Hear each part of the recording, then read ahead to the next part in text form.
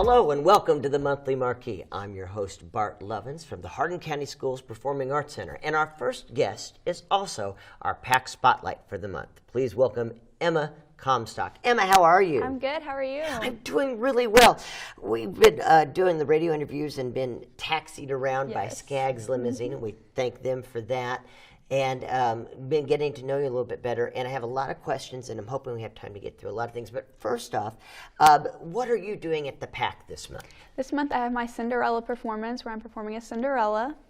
And that's with Allegro Dance Theater. And how long have you been dancing with them? 14 years. Now, you said earlier when we were talking on the radio that you got involved with Allegro when you were 4 years old, and that your mother's the reason you got involved. Why do you think your mom chose ballet for you to get involved with at the age of 4? Whenever I was younger, I was more like shy and like kept to myself. And so with dance, you're kind of, it's not as outgoing as like if you were like playing soccer, you know. So I feel like she just put me in that because it was something that was like in my comfort zone, but would also get me like away from her, so she knew I could be like by myself and wouldn't.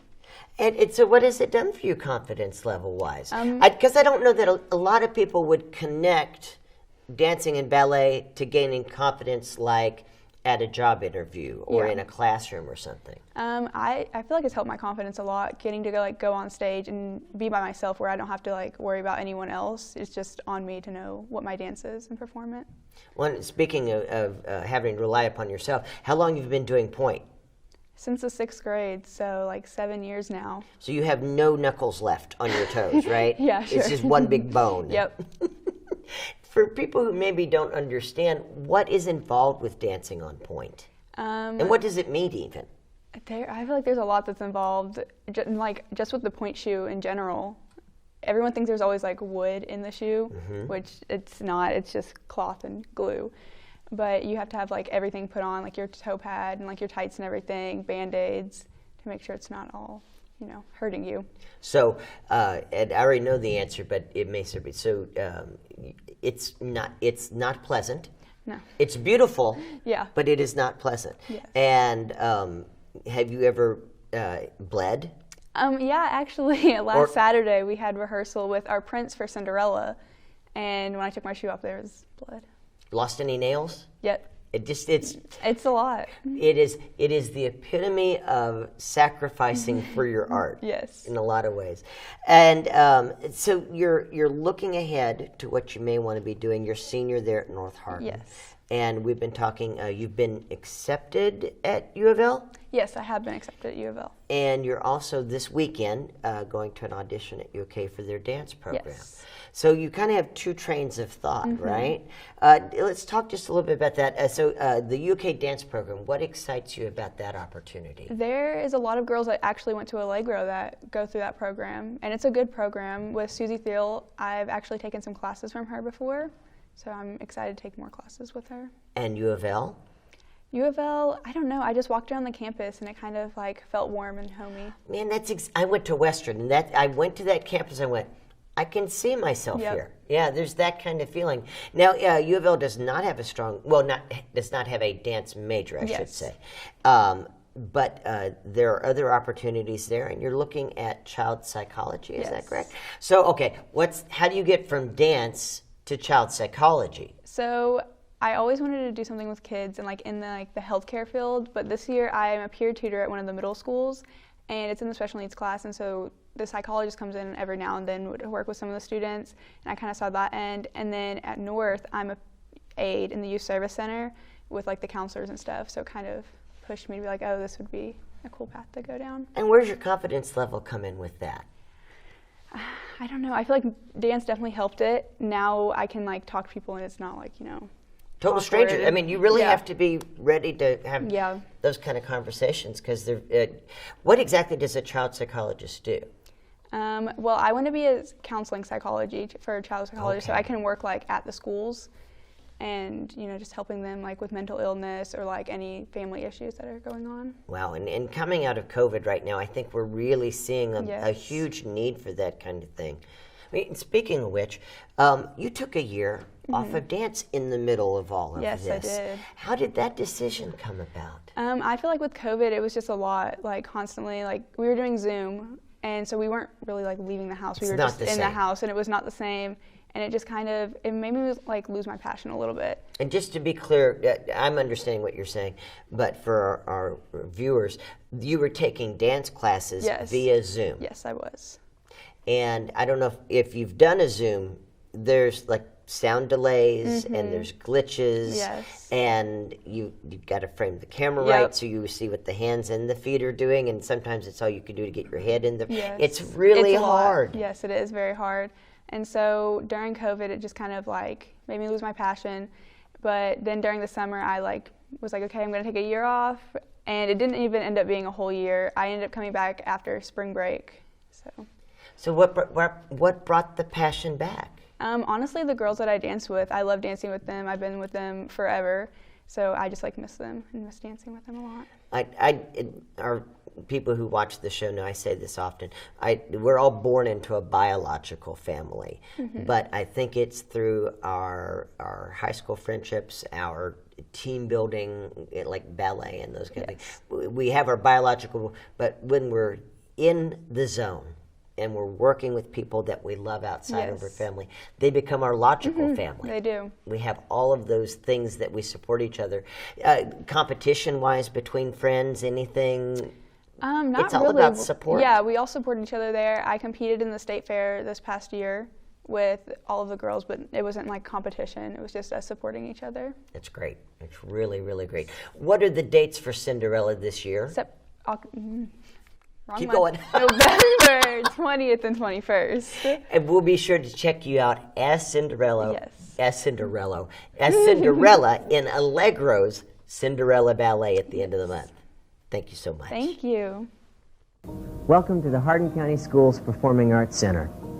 For the next few minutes, I'm going to take you on a short tour of our facilities. I know many of you have already been in to see our space, but for those of you who haven't, you're in for a great experience. Come with me.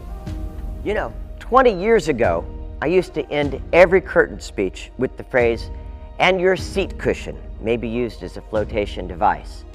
A lot has changed in 20 years, including several years after we opened, the installation of a hydraulic lift for our orchestra pit, which we now use not only for pit bands, but also as a scenic element for special scenic changes. We've been sharing our stage with you for 20 years now. You have been sharing your lives with us for those 20 years. And in addition to stories we've shared with you, you have shared your stories with us. Maybe it's being part of Missoula Children's Theater and getting the confidence to know that you could do whatever you wanted to do as an adult. Maybe it was Circus of the Kids, dangling from a high wire above the stage. Maybe it was getting to perform with your father or your mother on stage, or your child. Whatever your story is about the PAC, we'd like for you to share it now. This year, we're celebrating 20 years of sharing stories. Our stories, the stories of the world, and your stories. Help us do that by going to thepac.net now. Here at the Hardin County Schools Performing Arts Center, every seat in the house is the best seat in the house.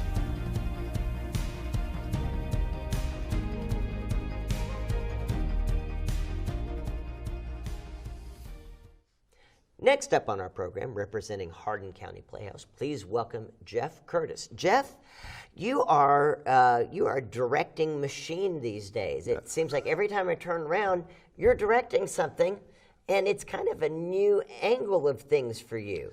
Well, it is. It's not something I ever pursued.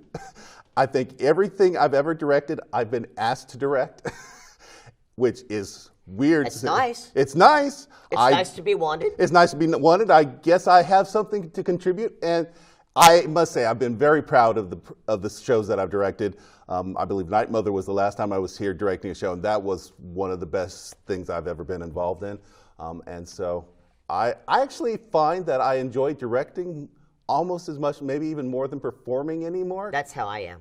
Yeah, I was equated to performing is total ego and id, whereas directing is very paternal. Yeah. Plus, also as a director, in my mind, I get to play every role. Yeah. And so it's really fun to help a performer find the groove and to give them the support that they need to perform at their best. I get a whole different rush from it than I do performing. Absolutely. It's like playing a different instrument because you've got it's like playing an orchestra because you've got all these different instruments as far as the cast goes of so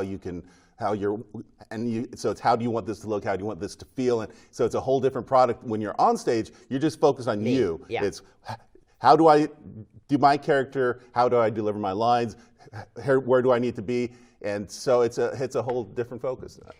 On the other side of the coin, it's great to be able to perform every once in a while and go, not my problem. Yeah, exactly. Absolutely. Well, speaking of problems, you have a fantastic problem right now in that you are launching a musical review in the ending throes, we hope, of this pandemic as a fundraiser for Hardin County Performing Arts, Hardin County Playhouse? Playhouse, I can think of it. Hardin County Playhouse. I say the other thing so many times, it's so hard. Well, MTI, which is Music Theater International, they're where you buy the rights to do shows, and they sell these things all over the globe, I guess. They created, as we're coming out of COVID, they came up with this idea, well, we know that theaters are probably, or most theaters are having revenue problems because, for the last season, most places have been shut down completely. And that doesn't mean you stop paying rent. That doesn't mean your other expenses go away. And so they said, well, what can we do as an organization? And I'm speaking for them. I haven't spoken to them. They said, what can we do as an organization to help theaters get some of that revenue back and create excitement for the opening up of theater all around so that people are getting excited about returning to the theater. And what they did was they created this, it's really a concert. It's a musical review of Broadway musicals. And so instead of putting on a full show, like instead of doing Junie B. Jones, we do a song from Junie B. Jones. Instead of doing Les Mis, we have a song from Les Mis. And so they created this package that they marketed or they sent out to different theater companies where it's really had like 40 song choices in it and 15 slots of songs. And for each slot, they offered you 2 or 3 choices. And then I, as director, had to choose which of these songs in each of these slots were best suited for our actors and singers to perform. And we didn't have any choice in the order and stuff like that. But they're all royalty free, which means that any dollar that someone buys on a ticket goes directly into the bank account of HCP, Hardin County Playhouse. No, Now you've got me doing it.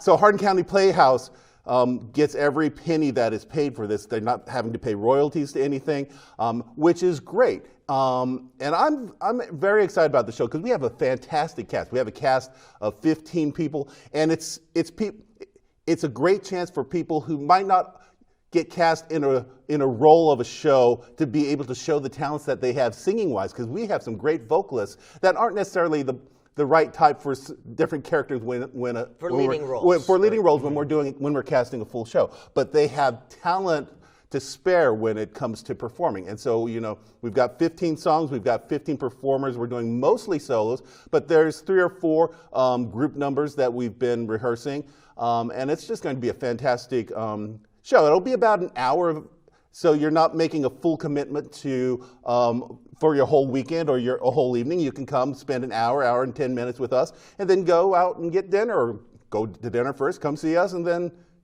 do whatever. Cool. So, how can people get tickets for the show? Well, you can get tickets by going to the Hardin County Playhouse, hardincountyplayhouse.com, and clicking on a link that'll take you to Ticket Leaps, or you can call 270-351-0577 and buy your tickets there. Now, I know that you're performing in the Science Auditorium there on the campus of ECTC. Correct. Seating is limited for these performances. Seating is limited. I believe I might hold up to 150 people.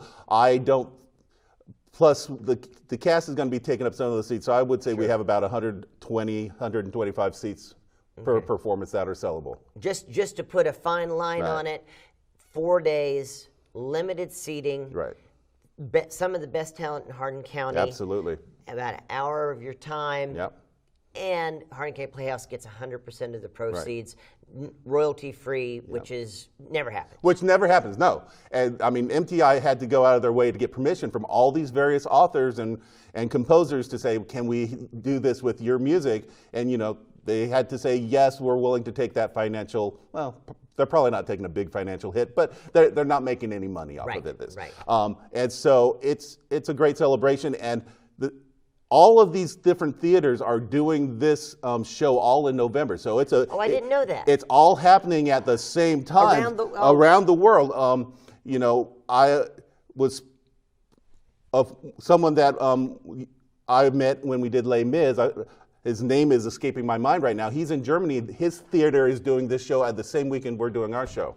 So this is like a global event that we're taking part in. I had no idea. That's exciting too. Yep. So the dates are Friday, November 12th, which is at 7 o'clock, Saturday, November 13th at 7 o'clock, Sunday, November 14th at 3 o'clock, and again Monday, November 15th at 7 o'clock again. So 12th through the 15th. So if your weekend is tied up, Yeah. come see the show on Monday. Absolutely. Yeah. Jeff, thank you very much. Really appreciate it. Thanks. One more time, what's the website and phone number? HardinCountyPlayhouse.com. The phone number is 270-351-0577. Thank you, sir. All right. Next up, please welcome Sarah Vaughn from the Historic State Theater. Historic, hysterical, whatever. We were just reminiscing about the shenanigans that went on during Rocky Horror Picture Show showing this year. Yeah, you never know what's going to happen during Rocky Horror. You just don't. We don't know what to expect. We kind of leave all expectations at the door, but everyone had a great time. And then you just hose everything down after. Yes, exactly. Get out the vacuum, get out the Clorox. It's just, A lot of bar sales happen that night. It's a great night for the theater. And we do so much for kids that it's, you know, a lot of folks that don't have little kids or their kids are grown or whatnot, they're thankful that, hey, we reach into the older demographic because you definitely need to be over the age of 18 to watch that movie. And if there was ever a time when people needed to let off a little steam, it was here we are. Here we are. Here we are. It is probably the most scandalous thing we do all year long is to show that. Which is, you know, good. That says a lot. But yeah, it's a great night. It's a great way to celebrate Halloween for the adults. We have folks dressing up. It's fun. It's just a lot of fun. But we do not know what to expect. Every year it's like, here's Rocky Horror. So we had a little less than 200 in attendance, which is huge. I mean, it really is with a 650 seat theater. Yeah. With the were you doing social distancing as well? No, we don't have any of those requirements right now. That's all we are encouraged. right now too. We don't have them. It's just encouraged, and we just let people interpret that as they. Yes, it's your choice. If you're choosing to come, you can wear a mask or not. You know, so yeah, it's people's choice for however they want to enjoy their entertainment. Yeah. So, but we had Ghost of Mr. Chicken. So when we were brought over to the theater a couple of years ago, it was like, really? Does this need to keep going? It does need to keep going. Like, it's crazy. It's a thing. Yeah. If there were a stage production of Ghost and Mr. Chicken, I would do it. And just because people were just... You should do that in your retirement, Art. You should write that in your retirement and just sell it like crazy. Forget the Sherlock. Ghost and Mr. Chicken. Ghost and Mr. Chicken is where it's at, oddly enough. Let me tell you, every year it will never get old. So yeah, you know, Halloween, October is always a really fun month at the theater and picking those movies. Beth Piles does a phenomenal job at that. And, you know, the theater was created to show movies. Yes. And we have that huge room up in the balcony where they used to have the gas-powered, you know, film. It's not up there now, but... you know, that we love to show the movies and we can't show new releases. We don't have that type of technology, but it's awesome. We love to show the classics because that's where you get down to the integrity of that theater and really appreciate it. Well, the whole space becomes a time machine when you do that. It does. And we just, especially working there, we don't get to see it that often. But when you get glimpses of those moments. It's just really cool, even when it's Rocky Horror, you know, because that's definitely an older movie. So, but yeah, so it was a great, great month. Now we are looking forward in November, and we are all Christmas. We are all Well, that's what all I keep Christmas telling bound. people. It's like if you want to attend a Christmas event in our community, get your tickets now. Planning is key. So tickets are on sale now. By the time this airs, I'm not sure what will be sold out. So if you're watching this and you're jumping on your phone and you're like, it's sold out, I'm sorry. But we have the Breakfast with Santa at the State Theater, which is always a huge hit. We have 3 different. Have you had to take 1 or 2 years off of that? Or how have you managed it? What year are we in now? I know there's that too. I know exactly what Just you mean. one, actually. Okay. 2020 was the only one we had. We purchased everything and was ready to go, and then bam, it just, we had to cancel last minute. So we are all prepared, and it's going to be a great one. We're excited. So 3 different sessions, tickets for sale for each one. You get a breakfast. You're right next to Santa. It's so cool. It's so fun. The kids love being able to come in and get down, and you get a wonderful photo afterwards to take with you. Get a few shots on your phone. It's just a great event. Yeah. It really is. We're very proud of that and being able to continue that tradition. And then come back later on that evening for the Polar Express. So December the 4th is when that's going down.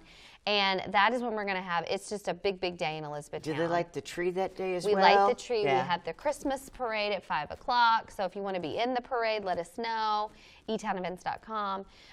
We will shut down the streets, and it's just a big Christmas party all day. So we're going to, if you check out our Facebook page, we'll have all of the Christmas events happening within the city on that day. So right before that, though, a week before that, we're going to have our Santa tracker happening. So on Black Friday, it's really cool. So as we all know, COVID brought about some amazing things, terrible things, and some amazing things. And one of the amazing things is that because we couldn't have Santa visits really last year a whole lot, we brought Santa to the neighborhoods. Okay. And so we have got Santa on Friday, Black Friday, November 26th. We're going to be bringing Santa to as many locations in Elizabethtown within the city as we can. And so we have a Santa tracker through our amazing GIS team who's in our engineering department for the city. They have created this really cool tracker, and you can literally in real time jump on the link and see where Santa is. So we're going to start about noon, and we will start at Severance Valley Baptist Church out there off of Ring Road, off of that road over there. Yes, The big church. Severance the big cross. Valley Baptist. Severance Yeah, Valley yeah. Baptist, yes. The new one that's been there for a long time. So we'll start there, and then we're going to be heading on over to the mall, and we'll be heading over to Eton High School. So if you don't live in city limits, or Santa's not going to be in your neighborhood, then you can go to those locations and see him, and he'll stay on the truck and he'll wave, and it's just fun. Last year, me and the kiddos, we jumped in the van. I was doing it for marketing purposes, but I had my kids with me because schools were shut down. Yeah. So I had them with me a lot at work, and we literally stalked Santa, and we drove around and we took pictures of Santa, and it was fun. Like, we got to stop in different neighborhoods, and we can't hit every neighborhood. Sure. Well, Santa's got a busy night. Santa's got a busy night, but it's also, it's hard to get the fire truck in and out of some places. So we had to go where it was straight shots, no turning around, no cul-de-sacs, none of that. We're not going to be able to hit every house, so I'm sorry, but we will do our best to hit as many as possible. But the link is at etownevents.com. We'll get that on social media as well. You click on the link. If Grandma's keeping the kids for the day, click the link for her and have it ready. You just keep refreshing it, and it'll show a little Santa picture, exactly where he goes. It's our Santa tracker. I love it. We got to wrap up. So one last thing. What's the big thing if you want to be a part of it? Get your tickets now. Plan now. The big thing for you guys before New Year's Eve. Or maybe it's New Year's Eve. There's too many to say. Okay, But gotcha. if you go to the State 270, etownevents.com, we've got the Holly Jolly Trolley tickets that are for sale that will be going through Christmas Park on a trolley, visit with Santa. We've got Christmas with Santa, breakfast with Santa, and then our Christmas movies. And so plan a date night. We're going to have black and whites and all kinds of fun stuff. It's just great. So we keep all of it out there for folks. Very easy to find, whether on social media or on our event pages. Great. Thank you so much, Thanks. Sarah.